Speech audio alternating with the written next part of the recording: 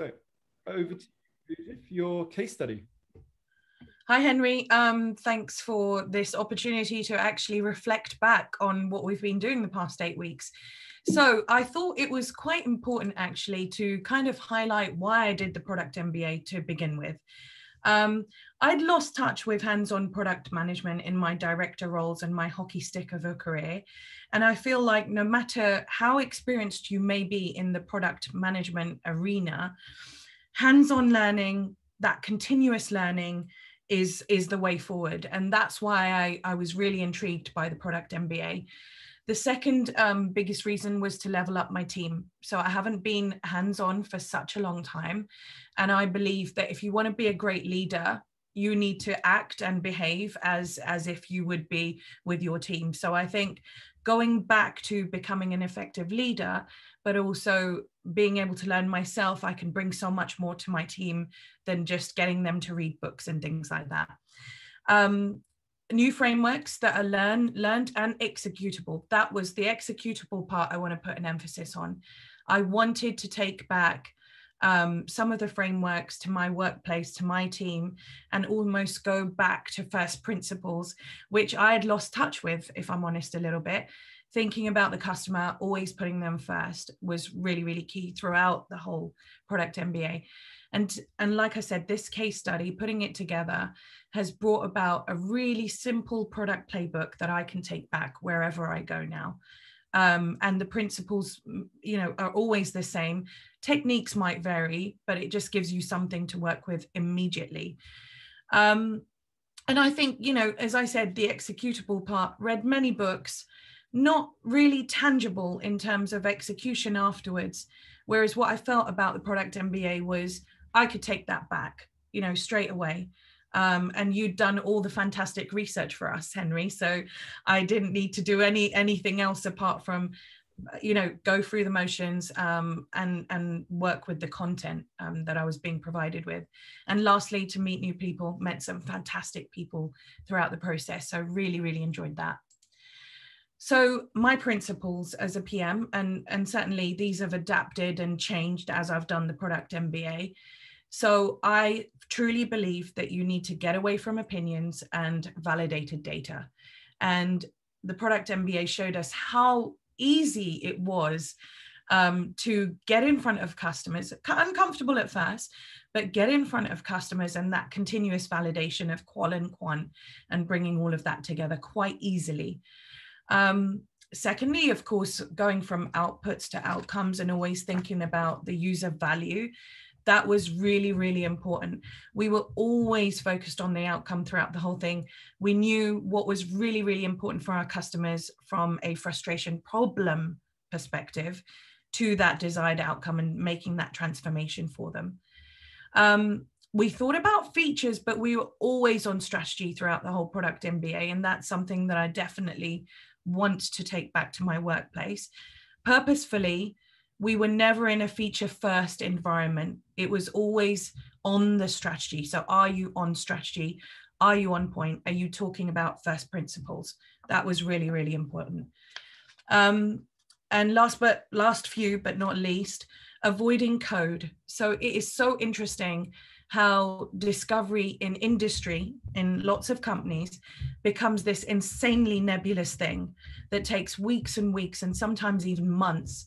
But we managed in the MBA to do it so rapidly whilst achieving a goal at the end of it, i.e. it was focused on our niche, and we had this relentless focus on the niche at all times. And lastly, biggest key learning for me, product market fit is not just applicable to new products. It is absolutely applicable to existing products.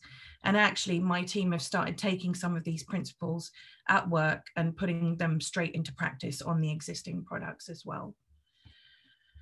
And lastly, so we'll go on to the process now a little bit. So we started off with the understand phase in the Product MBA, talking about user problems and frustrations and taking them, as I said before, to that desired outcome. So that transformation of how we kind of do that whole process.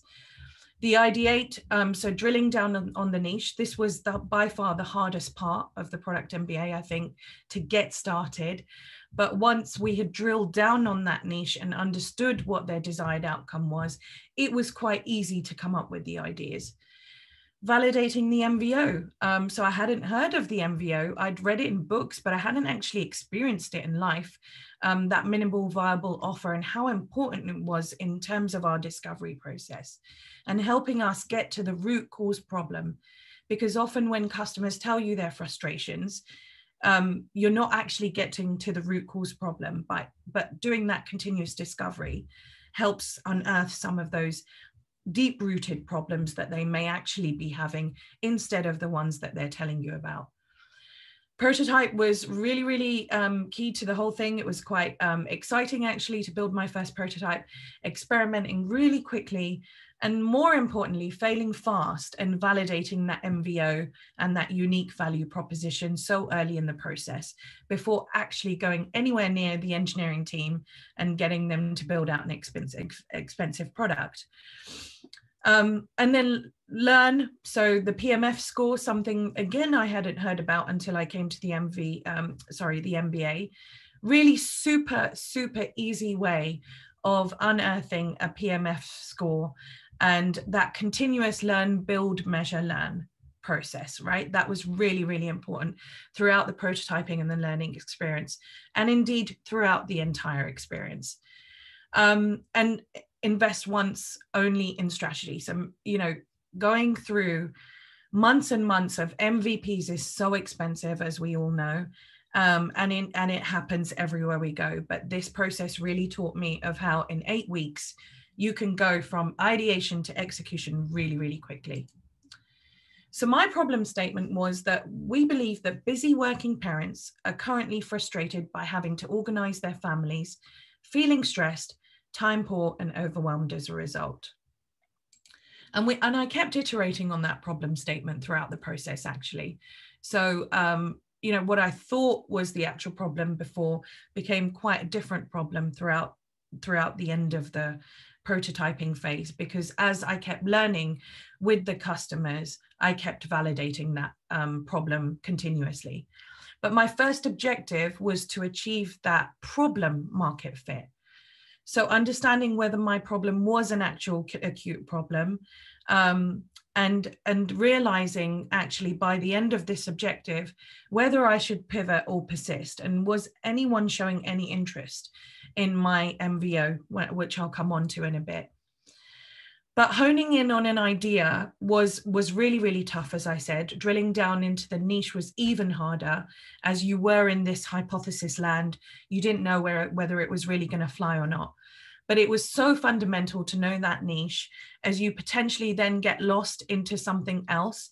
And just focusing on that niche gave me that razor sharp focus. So did some interviews, 10 interviews, aggregated them into acute problems. And then also on top of that, had some informal conversations with my niche. Outreach campaigns, although they felt a bit weird at first, I would say, but I reached out to a load of Facebook parents groups, LinkedIn, and WhatsApp groups, and managed to get a really good result, which I'll talk about in a second. So this was my process, really. So those 10 discovery calls, just simple notes to kind of hone in on the key questions that we asked, turning that into a simplified version, which you can see in the interview notes column.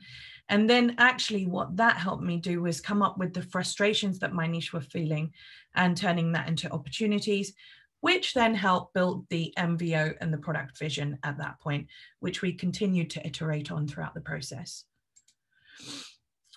Next, objective 2, validate the offer market fit. So now we had an MVO. We help busy working parents to eliminate stress and manage their time by organizing their lives. So what did we do here? We iterated on the MVO a few times. Initially, I did turn around and say tech savvy, because I didn't really want to create wall planners for families that were used to having that. But then I was really kind of limiting myself to the opportunity. So I iterated a few times with that. And avoiding code at this stage, just literally getting that sign up landing page out in front of customers, getting a conversion rate on that sign up, doing the blue ocean strategy, which is the first time I'd heard of it actually, did for me reveal a slightly crowded market. So I had to work even harder to come up with those USPs, those unique selling propositions of what others in terms of my competitors did not do. And finally, we created at this stage a product story canvas and a vision, which really helped hone in on what my niche and their desired outcome was doing even further and kind of taking that to the next level. So we started validating, we have picked a niche and we started validating.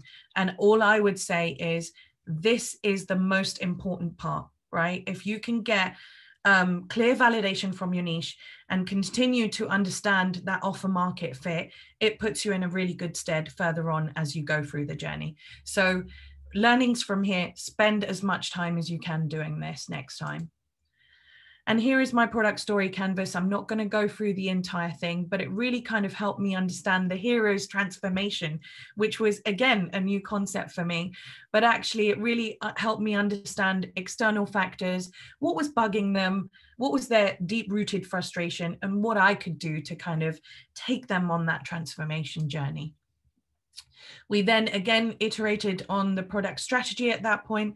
There's the landing page that I mentioned, an onboarding survey that I undertook, and my very initially crowded blue ocean strategy canvas. Having said that, working with you, Henry, we refined this a little bit because we realized some of the competitors just weren't doing some of the things really well.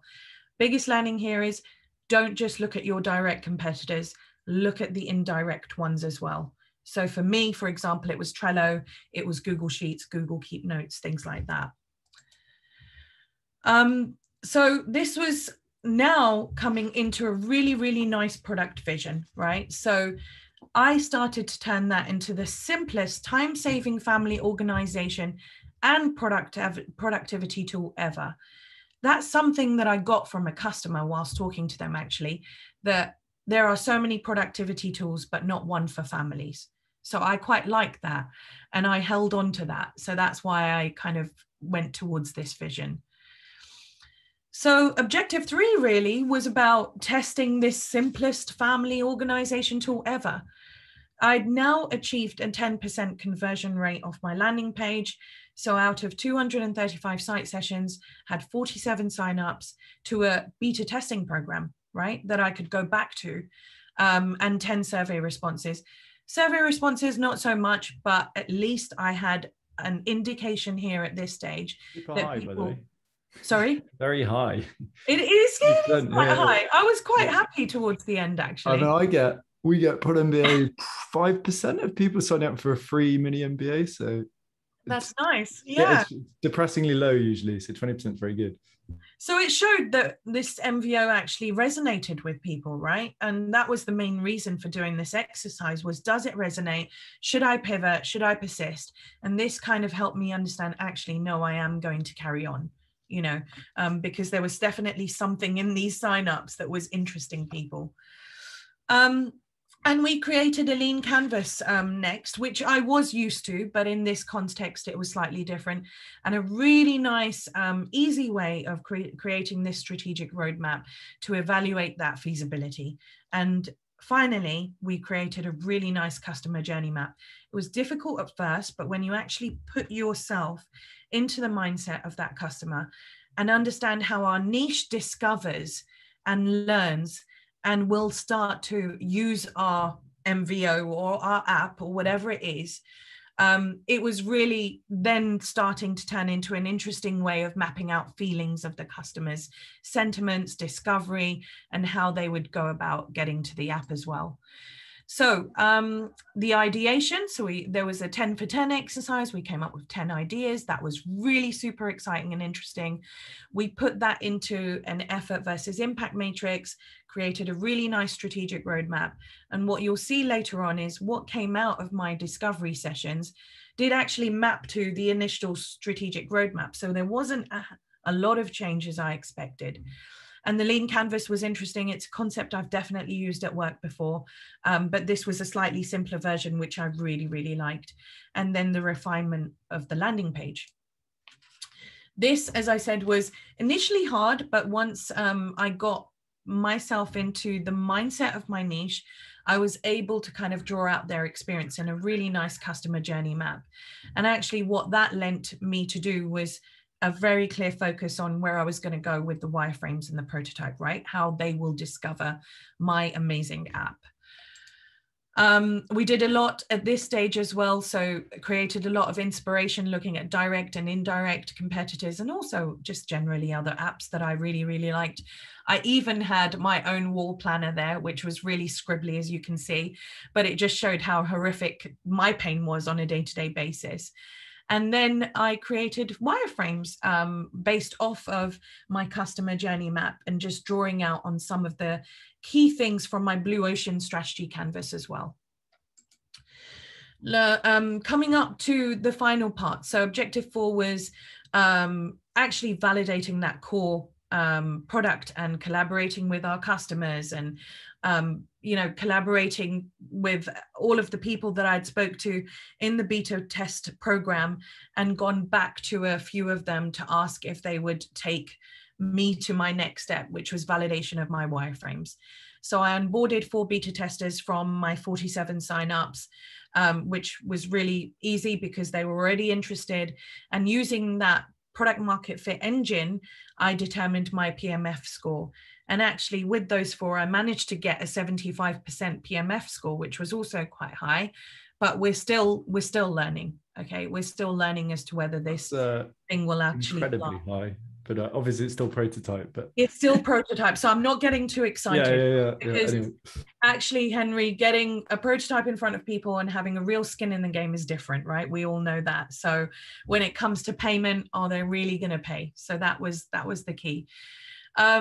So that was a really interesting process. And then finally in that process, we built a no-code prototype in Figma, which was also interesting. I haven't used Figma for ages. I really, really enjoyed this process and just bringing the whole thing to life, really, in terms of, from start to finish. And as I said, you can see my PMF score there as well. So that whilst my niche loved the prototype and I got that PMF score, would they really buy this? So this would have been my next step if I was taking this further, right? Until you actually see things working. When you see a prototype, it's slightly different. You can be quite biased about it as well. But until you actually see something working and you ask for a nominal fee, you get that real skin in the game. Time permitting, yes, I definitely would have opened this up to a really nice beta program with a coded prototype and just put that out there for a month just to kind of see what happens, right? And as I said, some really interesting validations. So what actually transpired out of this, which I'll talk about in a second, is the suggestions that were coming back were not that far off from my initial strategic roadmap. The only thing that really came back was do an hand-holding exercise, onboard us, right? Because this is quite a complicated app that I was talking about. So onboard us, handhold us, only tell us to do one thing at a time. And this is what the parents were saying, is that the setup is fundamental. The app setup would be absolutely fundamental. So things to keep doing, sync to apps, all the things, time saving, everything in one place, collaboration, brilliant. Those are all the things that I wanted to do. And there were things to improve, which were easy onboarding, handhold us, give us some printables, right? So we can go and post this on a wall somewhere or something. Voice activation also came up, which I had already thought about. And just it on appearance, it felt like quite complicated. But if I had built that prototype out further, I would have had that step-by-step onboarding exercise. Roadmap, I want to spend very little time in the setup, already talked about that. Step-by-step onboarding process, voice activation, and I want printable. So these were just some user stories that were coming out. And then I added that to my previous roadmap, put that through an effort impact matrix and came up with 1 to 2 year initiatives. So that was quite good. So key learnings from all of this, because I know we're running out of time a little bit as well. The MVO is super important. And if I had to go back and do this again, might have spent a bit more time refining that, I think, because that really does form the building blocks of everything that comes after that. Having said that, I wasn't that far off. I could have maybe just spent a few more days just refining that. And testing this alone should be a thing. So whilst we test wireframes, whilst we test prototypes, I should have actually maybe gone out there a little bit, tested it on the landing page, but maybe I should have spoken to people about the MVO as well to see what resonated. And more often than not, I mentioned this at the beginning, there is always a root cause to a frustration, right? Someone tells you that they don't have any time. Why? Why don't they have any time? Is it because they're really busy? Is it because they're working? Someone tells you that they're stressed. What is causing that stress? And getting to that root cause was really important. I would love to have spent more time on the prototype to make it more realistic. And I know, Henry, you said make it realistic, but I would have liked to have made it more realistic. I didn't get to the no code version of it, or the coded version of it, but I would have loved to have done that if I had more time. And finally, the PMF score helps validation immensely. It is something so super easy and simple to just take through the process and just learn that. And actually, I was talking to a colleague about it last week, and I said, let's try a PMF score on the thing that you're doing at work. So we're going to try that out next week with real customers, and it'll be super interesting what comes out. And finally, that's me. So thank you so much. I've missed out the .com there, but I'll put that in there afterwards. But thank you so much for hearing me out. Thanks so much for a wonderful experience, Henry. And I hope to see you again soon at the next phase of a mini product MBA in the future. Awesome. Thanks for that, Pooja. Really, really good presentation, actually. Awesome. Well, look, I'm going to go through quick fire comments on the presentation itself, and then just like general comments and thoughts. I love the sort of self-reflection at the beginning. I think it was cool. Yeah, it's good. I think people lose sight of these, right, as you get in the midst of the program. So I think it's really good that you were, you had these top of mind, you revisited them. Good to see you hit them as well.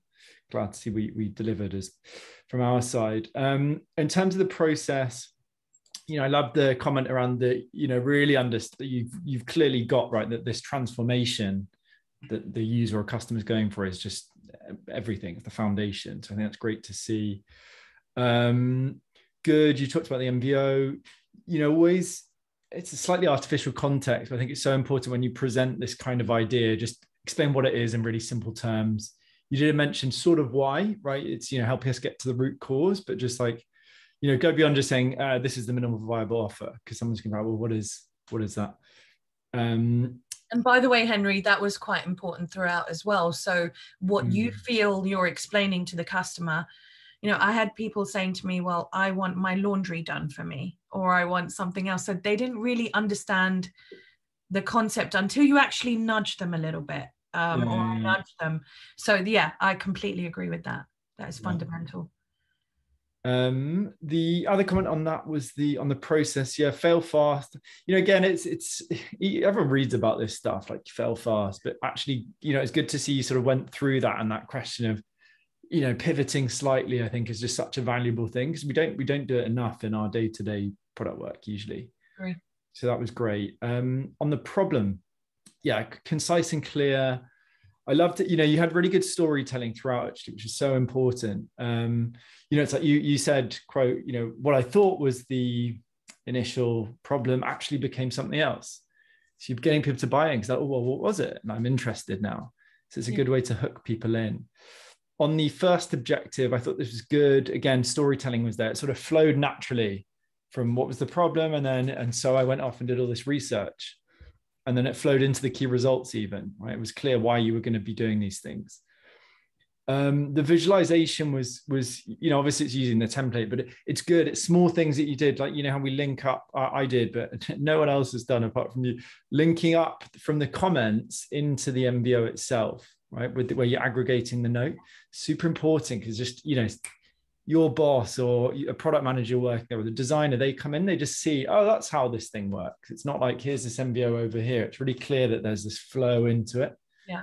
Little things like that, really, really important. I think for influencing, that's really important as well, to say, I've taken opinion out. This is literally coming from our customers. Exactly. And that's why we talk about strategy is this sort of one decision which solves 1,000, because you're avoiding having all these conversations by just being like, this is what the customer's saying, highlighting it in red, drawing those lines. These little small things are good little tricks. On the second objective, I felt this is the only one you could have bridged a little bit better. You sort of you talked about the notes and then you went, and objective 2. It was like, well, like what? So it's like, and we did all this research and this was the MBO. And then we wanted to go and validate that.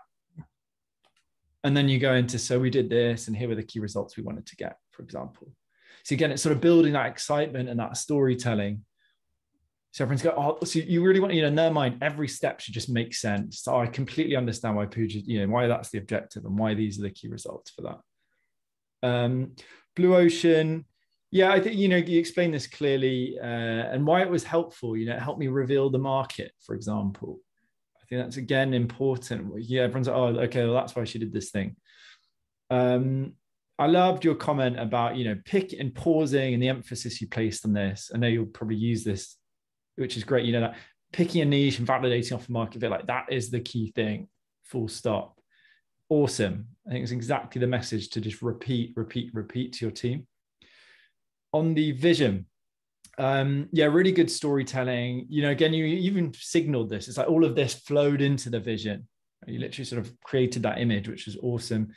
Clear statement. It was very clear as well, the statement itself. And again, in terms of influence, really powerful that you went, this came from the customer, because you're showing the value of discovery. It's like, hey, it's not my idea, it's theirs, but also they're giving us all these great ideas. So stakeholder goes, okay, well, there's something about product discovery that, seems to be helpful here. So that's really powerful and subtle. On objective 3, yeah, good. Again, the storytelling was there again, where you explain, why are we testing the concept? This is why we're testing the concept. I said conversion's really good on the website. That comes from, obviously you've got good experience, but also that comes from the iteration. And I think you were clearly someone that was, your thoughts were captured over the, at least the first 5 weeks of, how can I improve this? How can I really get in the mind of the customer? And actually that goes to show that comes from, in most part, really sort of obsessing and getting into the mind of the person you're trying to serve. So that was great to see. Customer journey map, good. Yeah, you talked through this really clearly, and you talked through the value that you got as well, which is nice to see. Again, theory versus reality is very different. So doing this once you've done all the research, awesome. But it's still not that straightforward. Inspiration, I love that you included your sort of hack together solution, which is so important. I think Teresa Torres actually talked about this around, I think it was her, how are people hacking it together? Like, is it Excel? Is it physical, as you're doing with the physical calendar? That really shows you how that's a prototype in itself. Objective 4, I love the fact you got 4 beta testers. It shows the value of getting the offer right? So much, as you said yourself, it's just easy to get hold of people and convert people when you've got a strong offer. Everything just clicks into place. And I think, you can see the extension of that, which is why we're teaching what is product marketing for a big part, because if you can empower teams, if you're really good at communicating what's really important on this high level, right? Here's the MVO, go and work it out. You can't do that if you don't have that high level stuff, and you don't have the frameworks and the storytelling. Good on, you talked about sort of what the next steps would be. You don't even need to beat yourself up with that at all. I think the same thing with the learnings, because it's time limited. It's not a big deal. I think the main thing was that you've got that first iteration with the product market fit engine. You're already applying it, so you're going to carry on that journey and get more repetitions. I think from my side, the goal is always just, if I can get somebody to a first repetition with some sort of prototype and the product market fit engine, then that's the main thing. Final comments. Product market fit results. Yeah, again, you told really good storytelling. Here are the themes, and they were close to the strategic roadmap. You also gave an example of one specific, I can't remember exactly, one specific thing that they mentioned. Again, storytelling, right? You're building up this momentum of why the stakeholders should buy into this opportunity, or why your team should get excited about it. And then final thing, roadmap I thought was very strong. you know, I think that's where you showed your experience, definitely. Good. So sorry, slowing it down now. In terms of general comments, you know, I think firstly, you know, pleasure having you on the cohort. Genuinely, I think you've come into it with, you know, you've got way more years experience than I do, but coming in with a lot of humility and openness, I think is super important. You know, speaking last, I think it was 2 weeks ago, sort of a very, you know, senior person, I think it was Karen or something, just very arrogant on the application call. And I was, you know, she's so far off actually what really hadn't covered the stuff that you need to do as a senior person. Mm-hmm. So I think it's, you know, I remember just thinking like, you know, Pooja's in a similar position, but has come in just super open to stuff. You're much stronger than this person as well in terms of your background and experience. So I think just that humility and openness is great to see.